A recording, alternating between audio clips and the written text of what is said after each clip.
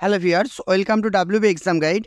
Primary TET 2024 প্রস্তুতিতে আজকে আমরা যে টপিকটা আলোচনা করব তোমরা অন স্ক্রিন দেখতে পাচ্ছ। আজকের টপিকটা হচ্ছে আমাদের স্বাভাবিক উদ্ভিদ বা ন্যাচারাল ভেজিটেশন। এই চ্যাপ্টারটা থেকে কিন্তু পরীক্ষায় প্রশ্ন আসে। ইভিএক্স সম্পর্কে ভালোভাবে জানতে গেলে আমাদেরকে কিন্তু এই স্বাভাবিক উদ্ভিদ চ্যাপ্টারটা ভালো করে পড়তে হবে, কারণ আমরা যদি অফিসিয়াল সিলেবাসটা দেখি সেখানে কিন্তু একটা টপিক রয়েছে, সেটা হচ্ছে কি প্ল্যান্ট মানে উদ্ভিদ, তাই তো? তাহলে এই স্বাভাবিক উদ্ভিদ সম্পর্কে কিন্তু আমাদেরকে ডিটেলসে পড়তে হবে। তো আজকের ক্লাসে আমরা প্রথম পার্টে কিন্তু স্বাভাবিক উদ্ভিদ সম্পর্কে একটু বিশেষ ধারণা অর্জন করব। তো প্রত্যেকেই যারা নতুন অবশ্যই চ্যানেলটিকে সাবস্ক্রাইব করে থাকো, এবং যারা রেগুলার ক্লাস করছো অবশ্যই রেগুলার কিন্তু তোমরা ক্লাসগুলো করবে, ঠিক আছে? ওকে, চলো ভালো করে দেখো। তাহলে উদ্ভিদ সম্পর্কে জানতে গেলে কিছু ইনফরমেশন আমরা জানবো। প্রথমত কিছু আমরা ফ্যাক্ট বা ইনফরমেশন জানবো, পরে আমরা অবশ্যই ডিটেলস এগুলো পড়বো। দেখো, যে পয়েন্টগুলো আমি বলছি একটু মনে রেখো, কারণ এগুলো থেকেও কিন্তু পরীক্ষায় দেয়। বলছে সালোক সংশ্লেষ কথাটি প্রথম প্রচলন কে করেছিলেন, বা সালোক সংশ্লেষ কথাটি প্রথম ব্যবহার কে করেছিলেন? সঠিক আনসার হবে কি বার্নেস। ঠিক আছে, এই পয়েন্টটা ভালো করে মনে রেখো যে সালোক সংশ্লেষ কথাটি প্রথম কে বলেছেন? বার্নেস। 1898 সালে বার্নেস কিন্তু সালোক সংশ্লেষ কথাটি বলেছেন। সালোক সংশ্লেষের প্রধান অঙ্গ কি? Very important. সালোক সংশ্লেষের প্রধান অঙ্গ হচ্ছে পাতা। এটাও কিন্তু ভালো করে মনে রেখো। সেকেন্ড পয়েন্ট দেখো, সেকেন্ড বলছে সালোক সংশ্লেষের প্রধান স্থান কোথায়? তাহলে সালোক সংশ্লেষের প্রধান স্থান হচ্ছে মেসোফিল কলা। আর এই মেসোফিল কলা কোথায় থাকে? মেসোফিল কলা থাকছে আমাদের পাতায়। সালোক সংশ্লেষ অঙ্গাণু কোনটি, বা সালোক সংশ্লেষে কোন অঙ্গাণুটি থাকে? সেটা হচ্ছে ক্লোরোপ্লাস্ট। ঠিক আছে, ক্লোরোপ্লাস্ট মনে রেখো। সালোক সংশ্লেষের এককের নাম কি? সালোক সংশ্লেষের এককের নাম হচ্ছে কোয়ান্টাজোম। এটা কিন্তু ভালো ইম্পর্টেন্ট প্রশ্ন, মনে রাখবে যে সালোক সংশ্লেষের একক কি? সালোক সংশ্লেষের একক হচ্ছে কোয়ান্টাজম। সালোক সংশ্লেষে সক্ষম উদ্ভিদের নাম কি? ভেরি ভেরি ইম্পর্টেন্ট এই প্রশ্নটা। এতক্ষণ যতগুলো পড়লে তার থেকে বেশি ইম্পর্টেন্ট এটা, যে সালোক সংশ্লেষে অক্ষম উদ্ভিদের নাম কি? আমরা প্রত্যেকেই জানি উদ্ভিদ কি করতে পারে? সালোক সংশ্লেষ করতে পারে, কিন্তু কোন ধরনের উদ্ভিদ সালোক সংশ্লেষ করতে পারে না? পরীক্ষা যদি প্রশ্ন আসে স্বর্ণলতা এবং সকল প্রকার ছত্রাক, মনে থাকবে স্বর্ণলতা এবং ছত্রাক এরা কিন্তু কোনো রকম সালোক সংশ্লেষ করতে পারে না।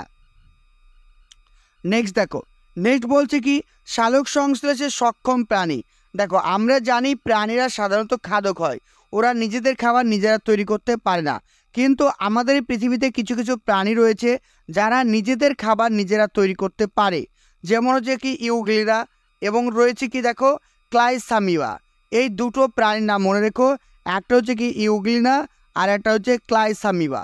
এই দুটো প্রাণীর নাম মনে রেখো। এই দুটো প্রাণী কিন্তু সালোক সংশ্লেষ করতে সক্ষম। সালোক সংশ্লেষ সক্ষম ব্যাকটেরিয়া, ভেরি ইম্পর্টেন্ট। তাহলে কোন ব্যাকটেরিয়া সালোক সংশ্লেষ করতে পারে? সেটা আনসার করবে কি তোমরা? রোডোস্পাইরিলাম। কি নামটা মনে রেখো? রোডোস্পাইরিলাম, মনে থাকবে। তাহলে সালোক সংশ্লেষে সক্ষম ব্যাকটেরিয়ার নাম হচ্ছে রোডোস্পাইরিলাম। আর এছাড়াও আরেকটা মনে রেখো, সিউডোমোনাস। এই দুটো ব্যাকটেরিয়ার নাম মনে রেখো। তাহলে সালোক সংশ্লেষে সক্ষম ব্যাকটেরিয়ার নাম কি? রোডোস্পাইরিলাম। আর একটা ব্যাকটেরিয়ার নাম হচ্ছে সিউডোমোনাস। এই দুটো ব্যাকটেরিয়া কিন্তু নিজেদের খাবার নিজেরাই তৈরি করতে পারে সূর্যের আলোকে কাজে লাগিয়ে। এরা কিন্তু উৎপাদক। বোঝা গেল?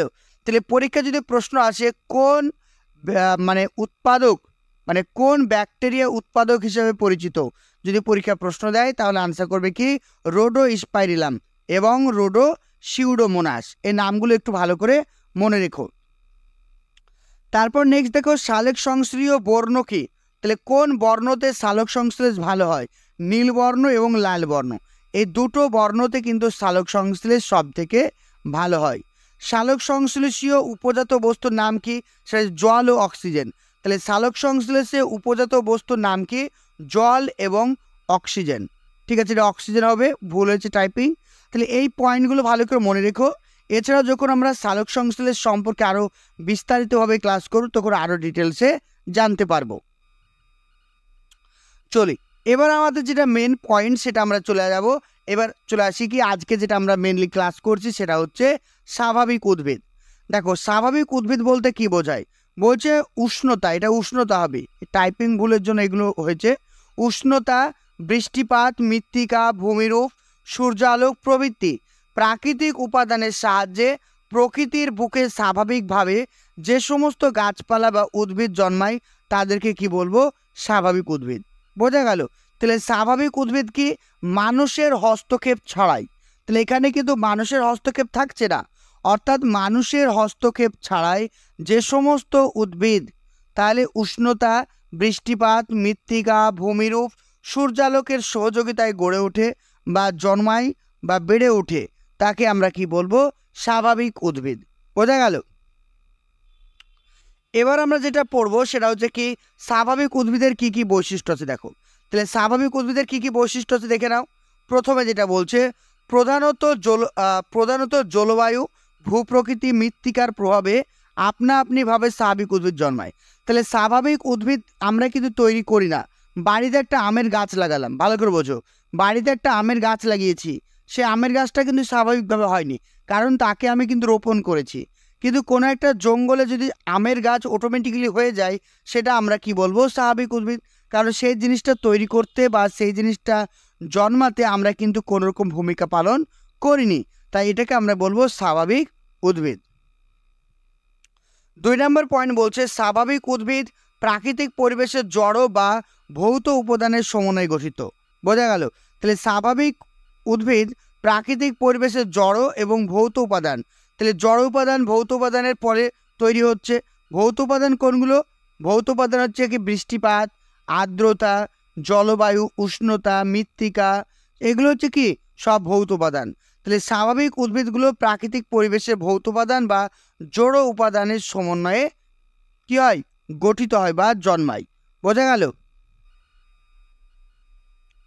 নেক্সট 3 নাম্বার দেখো। 3 নম্বর বলছে কীটপতঙ্গ, পশু পাখি প্রভৃতির বাসভূমি হলো স্বাভাবিক উদ্ভিদ।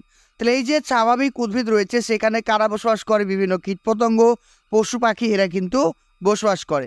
যেমন সুন্দরবনের যে জঙ্গলটা তোমরা দেখেছো বিভিন্ন ছবিতে, বা অনেকে হয়তো ডাইরেক্টলি গেছো, কোনো অভয়ারণ্যে গেছো, সেখানকার যে বনভূমি সেটা কি স্বাভাবিক উদ্ভিদ।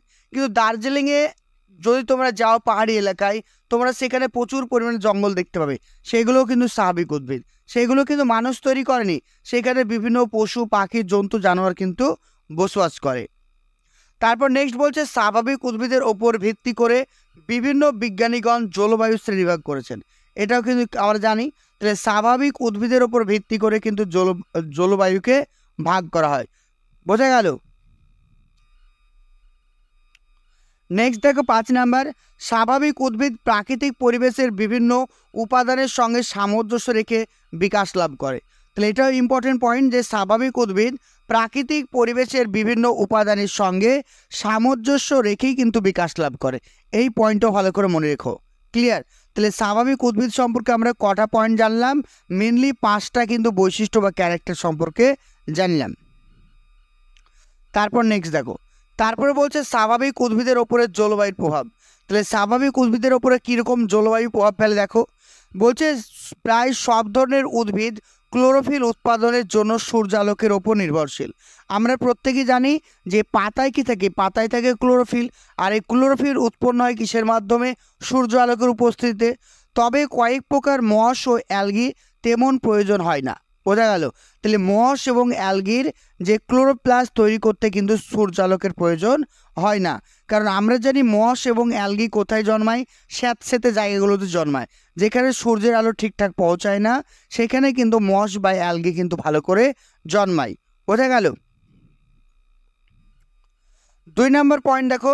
2 নম্বর পয়েন্ট বলছে উদ্ভিদ সূর্যালোকের উপস্থিতিতে ক্লোরোফিলের সাহায্যে সালোক সংশ্লেষ প্রক্রিয়ায় জটিল গ্লুকোজ জাতীয় খাদ্য উৎপন্ন করে। Very very important, very very important এটা, ঠিক আছে, মনে রেখো। তাহলে পরীক্ষা যদি প্রশ্ন আসে যে উদ্ভিদ সূর্যালোকের উপস্থিতিতে কোন ধরনের খাবার উৎপন্ন করে, তাহলে সঠিক আনসার হবে গ্লুকোজ জাতীয় খাবার। ওকে, তাহলে উদ্ভিদ কিন্তু গ্লুকোজ জাতীয় খাবার কিন্তু উৎপন্ন করে। এই পয়েন্টটা ভালো করে মনে রেখো। তাহলে সূর্যালোকের উপস্থিতিতে ক্লোরোফিলের সাহায্যে উদ্ভিদ গ্লুকোজ জাতীয় খাবার কিন্তু উৎপন্ন করে। ক্লিয়ার? নেক্সট 3 নাম্বার দেখো, যেসব স্থানে সূর্যালোক বেশি সেই সব স্থানে উদ্ভিদের বাষ্পমোচনের হারও কিন্তু বেশি হয়। তাহলে যেখানে আলোর পরিমাণটা বেশি হবে সেখানে কিন্তু উদ্ভিদের বাষ্পমোচনের হারও কিন্তু বেশি হবে। কারণ আমরা প্রত্যেকেই জানি, দেখো সূর্যালোক বেশি হলে সে সময় স্থানে বাষ্পমোচনের হারও কিন্তু বেশি ঘটবে, আমরা প্রত্যেকেই জানি। ফলে উদ্ভিদের জল শোষণের মাত্রাও কিন্তু বেড়ে যাবে। বুঝতে পেরেছো? তাহলে সেখানে উদ্ভিদের জল শোষণের মাত্রা কিন্তু বেড়ে যাবে।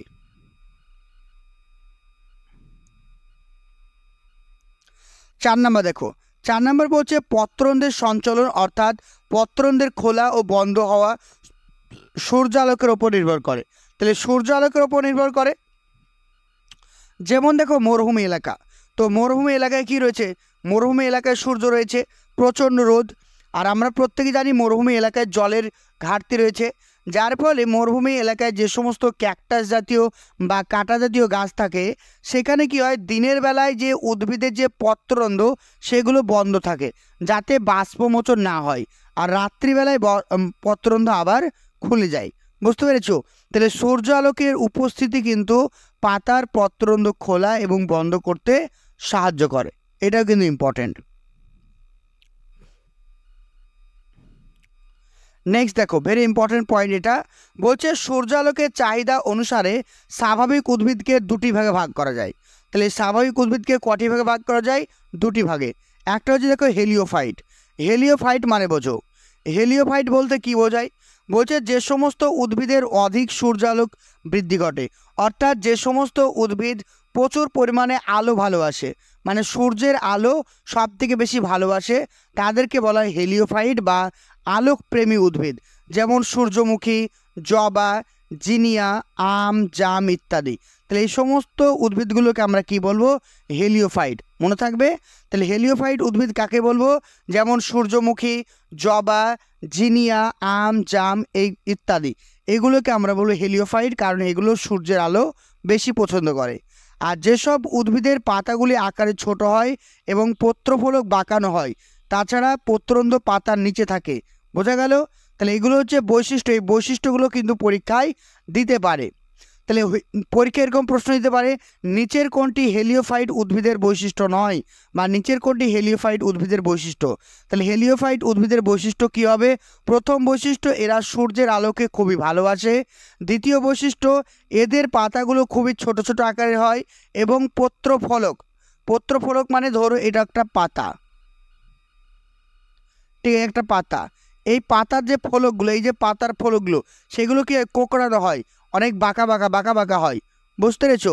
আর এই পত্ররন্ধ্রগুলো পাতার উপর দিকে না থেকে পাতার নিচের দিকে থাকে, বোঝা গেল? তাহলে পত্ররন্ধ্রগুলো কোন দিকে থাকে? পাতার নিচের দিকে থাকে। এই পয়েন্টগুলো ভালো করে মনে রেখো। চলে আসি সেকেন্ড পয়েন্ট। সেকেন্ড পয়েন্ট বলছে দেখো স্কিওফাইট। স্কিওফাইট বলতে কি বোঝায়? যে সমস্ত উদ্ভিদ সূর্যালোক পছন্দ করে না, অর্থাৎ ছায়া পছন্দ করে, তাদেরকে আমরা কি বলবো? যে আলোক বিদ্বেষী বা ছায়াপ্রিয়, বা আমরা বলি কি স্কিওফাইট উদ্ভিদ। তাহলে কি বলবো? যে সমস্ত উদ্ভিদ সূর্যের আলো পছন্দ করে না, মানে আলো একদমই পছন্দ করে না, ছায়াতে থাকতে পছন্দ করে, তাদেরকে আমরা বলবো আলোক বিদ্বেষী বা ছায়াপ্রিয় বা স্কিওফাইট উদ্ভিদ। যেমন উদাহরণ দেখো মানি প্ল্যান্ট বা পান পাতা, তারপর যে কি গোজপি পিপল, অর্কিড, পান, তারপর কি চলে আসছো ফিলোডেন্ড্রন, তারপর যে কি অ্যাগ্লোইয়ামা, সব ধরনের ফান জাতীয় উদ্ভিদ, যে কোনো ফান। তাহলে যে কোনো ফান জাতীয় উদ্ভিদ কিন্তু এরা মানে ঠান্ডা বা তোমার ছায়াযুক্ত এলাকায় কিন্তু থাকতে ভালোবাসে। এদের পাতাগুলো হয় বড় বড়, পত্রফলক চ্যাপ্টা হবে, মসৃণ এবং পত্ররন্ধ্র পাতার উভয় তলে থাকে। তো একটা প্রশ্ন তোমাদেরকে থাকলো, বলো তো কচুর পাতা, তাহলে কচুর পাতা কি হবে? আলোক প্রেমী না আলোক বিদ্বেষী? বলে ফেলো। একদম সঠিক আনসার, আলোক বিদ্বেষী। কারণ দেখো কচুর পাতাগুলো কি হয়? অনেক বড় বড় হয়, এবং কচুর পাতা কি হয়? মসৃণ হয়। বোঝা গেল? তাহলে যে সমস্ত উদ্ভিদের পাতাগুলো অনেক দেখতে বড় বড় এবং মসৃণ টাইপের হবে সেগুলোকে আমরা কি বলবো? স্কিওফাইট। ক্লিয়ার সবার? তারপর চলে আসি আলোক পর্ব। বা ফটো পিরিয়ডিজম বলতে কি বোঝায় দেখো, আলোক পর্ব বলতে বোঝাচ্ছে সাধারণত দিন ও রাতের উষ্ণতার পরিবর্তনের জন্য উদ্ভিদের ফুল ফোটানোর যে প্রক্রিয়া ঘটে তাকে বলছে আলোক পর্ব। দেখো ভালো করে বলছে দিন ও রাত্রের উষ্ণতার, এগুলো সব উষ্ণতা হবে, ঠিক আছে, এগুলো একটু টাইপিং ভুল হয়েছে, এগুলো কারেকশন করতে হবে। বলছে সাধারণত দিন ও রাত্রের বলছে উষ্ণতার পরিবর্তনের জন্য, তাহলে দিন ও রাত্রে উষ্ণতার পরিবর্তনের জন্য উদ্ভিদের ফুল ফোটানোর যে প্রক্রিয়া ঘটে তাকে কি বলছে আলোক পর্ব। এই আলোক পর্বের মানে ভিন্নতা অনুসারে আলোক পর্ব উদ্ভিদকে আমরা 3টি ভাগে ভাগ করি। বোঝা গেল? আলোক পর্ব মানে কোন উদ্ভিদ কতটা আলো ভালোবাসে বা কোন উদ্ভিদের ফুল বা ফল ফুটতে কতটা আলো প্রয়োজন সেই বিষয়টাকে বলছে আলোক পর্ব। যেমন দেখো দীর্ঘ আলোক পর্ব। দীর্ঘ আলোক পর্ব কারা? বলছে যে সমস্ত উদ্ভিদ 12 থেকে 14 ঘন্টা সূর্য আলো বৃদ্ধি পায়। তাহলে যে সমস্ত উদ্ভিদ 12 থেকে 14 ঘন্টা সূর্যের আলোর প্রয়োজন তাদেরকে বলছে দীর্ঘ আলোক পর্ব।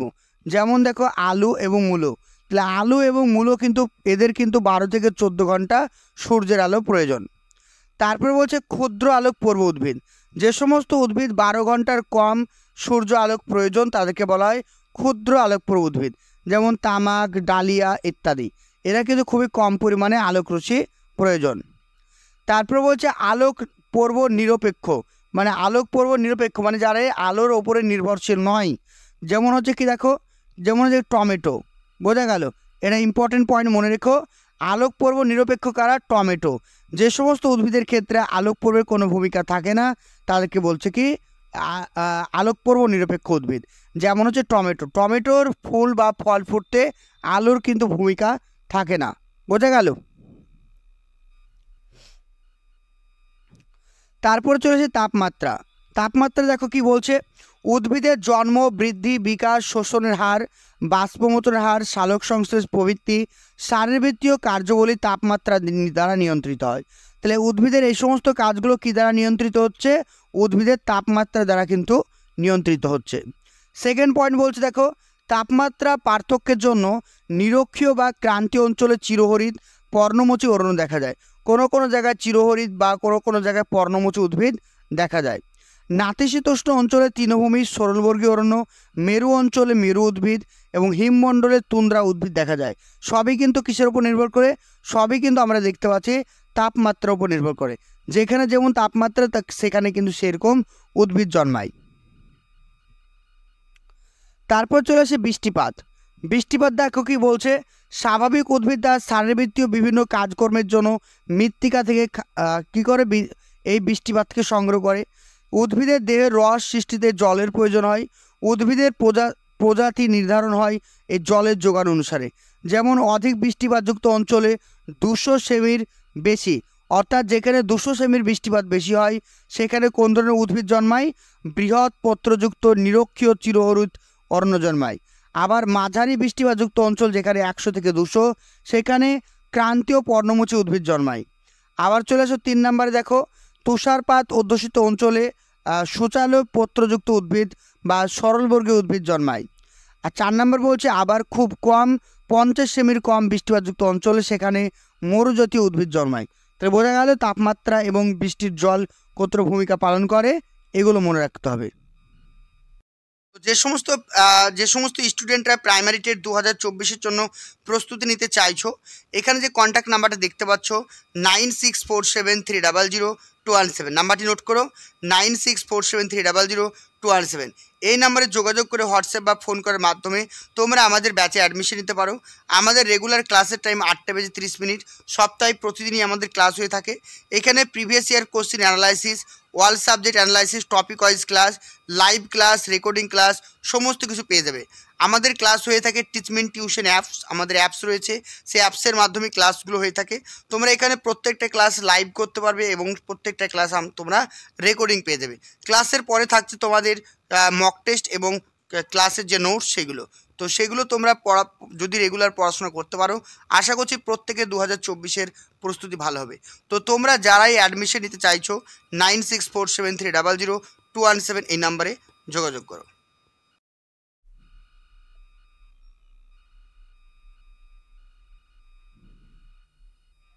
দেখো এছাড়াও কিন্তু উদ্ভিদকে স্বাভাবিক উদ্ভিদকে আরও অন্যান্য ভাগে ভাগ করা যায়। যেমন দেখতে পাচ্ছি আমরা একটা হচ্ছে কি মেগাথার্মাস। তাহলে মেগাথার্মাস উদ্ভিদ কাদেরকে বলা হয়, এই পয়েন্টগুলো ভালো করে মনে রাখতে হবে। দেখো তাহলে বলছে যে সমস্ত উদ্ভিদ নিরক্ষীয় অঞ্চলে অধিক তাপমাত্রায় প্রায় 25 ডিগ্রি থেকে 30 ডিগ্রি সেলসিয়াস উষ্ণতায় জন্মায় তাদেরকে কি বলা হয়, মেগাথার্মাস। বোঝা গেল? তাহলে যে সমস্ত উদ্ভিদ নিরক্ষীয় অঞ্চলে অধিক তাপমাত্রায়, অর্থাৎ যে সমস্ত উদ্ভিদ মানে অধিক তাপমাত্রায় জন্মায় তাদেরকে কি বলা হয়, মেগাথার্মাস। যেমন হচ্ছে কি মেহগিনি, তারপর হচ্ছে কি আবলুস, এই সমস্ত চিরসবুজ উদ্ভিদগুলোকে কি বলা হয়, মেগাথার্মাস। মনে থাকবে। সেকেন্ড দেখো, সেকেন্ড বলছে মেসোথার্মাস কাদেরকে বলা হয়, যে সমস্ত উদ্ভিদ ক্রান্তীয় অঞ্চলে। তাহলে নিরক্ষীয় অঞ্চলের উদ্ভিদকে কি বলা হয়, মেগাথার্মাস। মনে রাখবে কিন্তু নিরক্ষীয় অঞ্চলে যে সমস্ত উদ্ভিদ জন্মায় অর্থাৎ চিরসবুজ উদ্ভিদগুলোকে আমরা কি বলবো, মেগাথার্মাস। বোঝা গেল? তাহলে অ্যামাজনের জঙ্গলে যে সমস্ত উদ্ভিদ জন্মায় তাদের প্রত্যেকটাকে মেগাথার্মাস বলবো। আর মেসোথার্মাস কোনগুলো, যে সমস্ত উদ্ভিদ মাঝারি তাপমাত্রা, যেমন হচ্ছে 18 থেকে 25 ডিগ্রি সেলসিয়াস উষ্ণতায়, অর্থাৎ ক্রান্তীয় এবং উপক্রান্তীয় অঞ্চলে দেখা যায়, তাকে কি বলছে, মেসোথার্মাস উদ্ভিদ। যেমন আমাদের রয়েছে আম, জাম, সেগুন, পলাশ, বট ইত্যাদি, অর্থাৎ পর্ণমোচী উদ্ভিদগুলোকে কি বলা হয়, মেসোথার্মাস। এটা কিন্তু ভালো করে মনে রেখো। তাহলে পর্ণমোচী উদ্ভিদ কাদেরকে বলা হয়, মেসোথার্মাস, বা মেসোথার্মাস উদ্ভিদ কাদের বলা হয়, পর্ণমোচী উদ্ভিদ, যেগুলো আমরা স্বাভাবিকভাবে আমাদের বাসস্থানে দেখতে পাই। বোঝা গেল? তারপর 3 নম্বর দেখো, 3 নম্বর বলছে মাইক্রোথার্মাস, যে সমস্ত উদ্ভিদ নাতিশীতোষ্ণ অঞ্চলে জন্মায়, যেখানে স্বল্প উষ্ণতায় যেমন 11 থেকে 17 ডিগ্রি সেলসিয়াস উষ্ণতা জন্মায়, তাদেরকে কি বলা হয়, মাইক্রোথার্মাস। বোঝা গেল? তাহলে যে সমস্ত উদ্ভিদ নাতিশীতোষ্ণ অঞ্চলে জন্মায় তাদেরকে কি বলা হয়, মাইক্রোথার্মাস। যেমন হচ্ছে পাইন, ফার, বার্চ, সরলবর্গীয় উদ্ভিদ। তাহলে সরলবর্গীয় উদ্ভিদগুলোকে কি বলা হয়, মাইক্রোথার্মাস। এগুলো থেকে পরীক্ষা প্রশ্ন আসে, কিন্তু বারবার বলছি এগুলো থেকে পরীক্ষা প্রশ্ন আসে। তাহলে সরলবর্গীয় উদ্ভিদগুলোকে কি বলা হয়, মাইক্রোথার্মাস। আবার 4 নম্বর দেখো, 4 নম্বর বলছে কি হেকিস্টোথার্মাস। হেকিস্টোথার্মাস কোনগুলো, যে সমস্ত উদ্ভিদ অতি শীতল তুন্দ্রা ও মেরু অঞ্চলে খুব কম তাপমাত্রায় জন্মায়, অর্থাৎ 10 ডিগ্রি সেলসিয়াসের নিচে যে সমস্ত অঞ্চলগুলো রয়েছে সেই সমস্ত উদ্ভিদগুলোকে কি বলা হয়, হেকিস্টোথার্মাস। যেমন হচ্ছে দেখো বলছে কি আলগিও, মস, লাইকেন, এইগুলো। ক্লিয়ার? তাহলে কি বলছে কি মস, লাইগেন এগুলোকে কি বলা হয়, হেকিস্টোথার্মাস, কারণ এগুলো হচ্ছে শীত প্রধান অঞ্চলে জন্মায়। এবার কি বলছি দেখো, জলজ উদ্ভিদ বা যেটাকে আমরা বলি হাইড্রোফাইটস। হাইড্রোফাইটস কাকে বলছে, যে সমস্ত উদ্ভিদ প্রধানত জলে বা জলাশয়ে জন্মায় তাদেরকে কি বলা হয়, জলজ উদ্ভিদ বলা হয়। যেমন শালুক, পদ্ম, হিংচে, পানি ফল, ঝাঁঝি, তারপর চেচু ঘাস, শালুক ইত্যাদি উদ্ভিদ, প্ল্যাঙ্কটন, প্রত্যেকটা কিন্তু আমাদের জলজ উদ্ভিদ। অর্থাৎ যে সমস্ত উদ্ভিদ জলে জন্মায় তাদেরকে আমরা কি বলবো, জলজ উদ্ভিদ। দেখো আরও রয়েছে কি কচুরিপানা, টোপাপানা, লেমনা, কড ঘাস ইত্যাদি। তারপর নেক্সট দেখো ভাসমান জলজ উদ্ভিদ। ভাসমান জলজ উদ্ভিদ কাকে বলা হয়, ফ্লোটিং হাইড্রোফাইটস। তাহলে ফ্লোটিং হাইড্রোফাইটস বা ভাসমান জলজ উদ্ভিদ কাকে বলা হয়, যেমন কচুরিপানা, অ্যাজোলা, এরা কিন্তু জলের উপরে ভেসে ভেসে বেড়ায়। বুঝতে পেরেছ? তারপর দেখো উভচর উদ্ভিদ। তাহলে অ্যাম্ফিবিয়ান হাইড্রোফাইটস কাকে বলছে, তাহলে উভচর উদ্ভিদ কাকে বলছে, যে সমস্ত উদ্ভিদ জল এবং স্থল দু জায়গাতে জন্মায় তাদেরকে বলা হয় উভচর উদ্ভিদ। যেমন হোগলা, শুশুনি, তারপর রেনানকুলাস, হিংচে শাক, চেচু শাক, তারপর হচ্ছে কি পানি মরিচ, পানি ফল, এই সমস্ত উদ্ভিদগুলোকে আমরা কি বলবো, উভচর উদ্ভিদ। বোঝা গেল? উভচর উদ্ভিদ কেন, কারণ এগুলো স্থলভাগেও জন্মায়, জলভাগেও জন্মায়। এই নামগুলো কিন্তু ভালো করে মনে রেখো, এগুলো থেকে প্রশ্ন পরীক্ষায় আসতে পারে। চলো নেক্সট দেখো কি বলছে, মেসোফাইট। মেসোফাইট বা মধ্যবর্তী বা সাধারণ উদ্ভিদ কাকে বলছে। মেসোফাইট বলতে কি বোঝায়, যে সমস্ত উদ্ভিদ এমন পরিবেশে জন্মায় যেখানে মৃত্তিকায় জলের পরিমাণ কম নয় আবার বেশিও নয়, তাকে বলছে কি মেসোফাইট।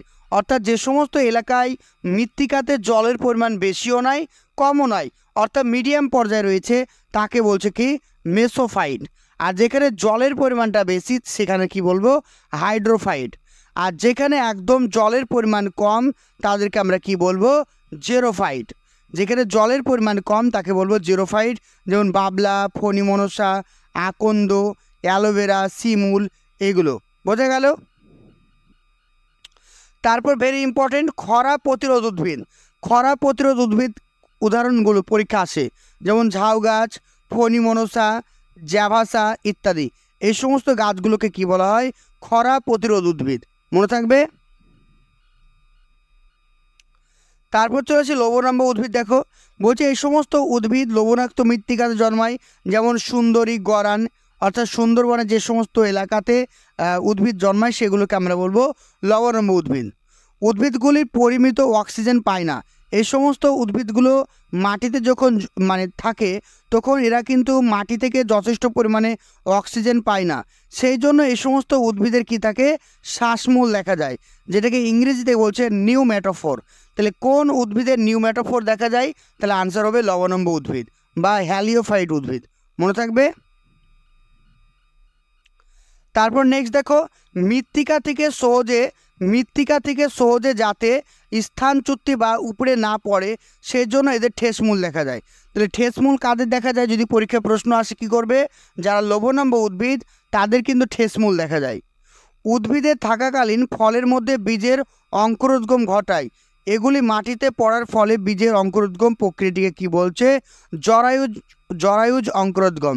Very very important. তাহলে জরায়ুজ অঙ্কুরোদ্গম কাকে বলে? যখন কোনো উদ্ভিদের বীজ ফলের মধ্যে উদ্ভিদেই থাকে তখন কিন্তু তাদের অঙ্কুরোদ্গম হয়ে যায়, সেটাকে বলছে জরায়ুজ অঙ্কুরোদ্গম।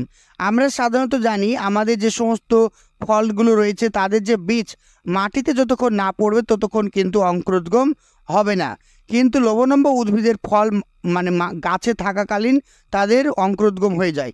এই ঘটনাটাকে কি বলছে জরায়ুজ অঙ্কুরোদ্গম। মনে থাকবে। লবণাম্ব উদ্ভিদে প্রধানত চিরসবুজ প্রকৃতির হয়। Very very important. তো লবণাম্ব উদ্ভিদগুলো কি হয় চিরসবুজ প্রকৃতির হয়ে থাকে। নেক্সট দেখো বায়ু প্রবাহ। অধিক আর্দ্র বাতাসে উদ্ভিদের বাষ্পীভবন ও প্রশোধনের হার কমে যায়।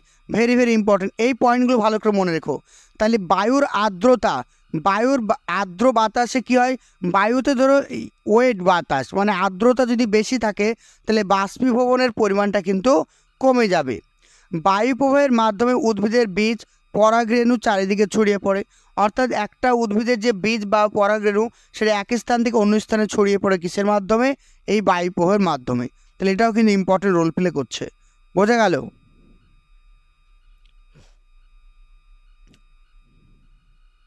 তো আজকে তোমরা এই পর্যন্ত থাকলো। নেক্সট ক্লাসে তোমাদেরকে অপুষ্পক উদ্ভিদ পড়াবো, তারপরে থ্যালোফাইটা, সমাঙ্গদেহী, শৈবাল, ছত্রাক, তার ব্রায়োফাইটা, ঠিক আছে, টেরিডোফাইটা।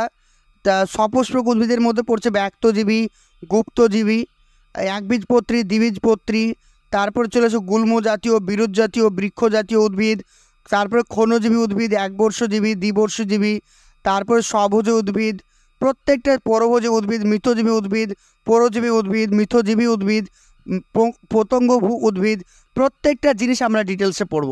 নেক্সট ক্লাসটা আমাদের পেড ব্যাচে করানো হবে, প্রথম ক্লাসটা ইউটিউবে করানো হলো। তো তোমরা যারা আমাদের ব্যাচে অ্যাডমিশন নিতে চাইছো তো ভালো করে ক্লাসগুলো করতে হবে, কারণ এগুলো থেকেই কিন্তু পরীক্ষা প্রশ্ন আসবে।